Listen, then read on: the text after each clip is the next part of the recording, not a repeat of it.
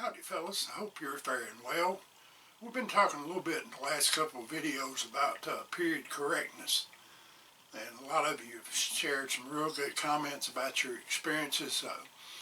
Things like the stitch Nazis and what have you, where you started out trying to be period correct and run into people that just poo-pooed everything you did. And you just decided, okay, I'll do it the way I want to do it. So that's a good way to look at it.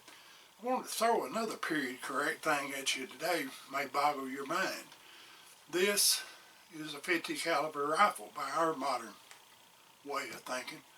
But did you know back in the day it would not have been called that? Back then they would have taken this particular ball right here for a 50 caliber. It wouldn't have been called 50 caliber, it would have been called something like a 34.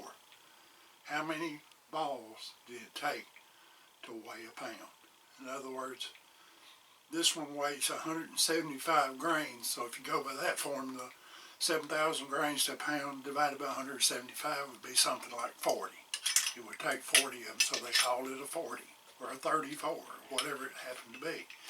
Pretty much the same way we look at smooth bore, shotgun bores. 20 gauge, 20 balls to the pound. So, you know, back in those days, there wasn't a lot of standardization either. You know, whenever you bought a rifle, it generally came with a mold. This is a bag mold for a 50 caliber because each gun maker may have built it just a little bit different dimensions and everything. It's pretty much like the short starter. Where did that come about? Where did caliber come about? I have a feeling when the Industrial Revolution came along, they said, okay, we're going to do this in one place, not a bunch of different people doing it. We're going to standardize it. We're going to say, okay, 50 caliber is .50.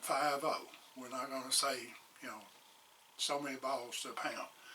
We're going to standardize it. But anyway, what it boils down to in the end, if you enjoy what you're doing, you do it the way you want to do it. And the best thing to do is stay away from reenactments and living histories and things like that, like I mentioned before. Anyway, I sure appreciate you watching. God bless you.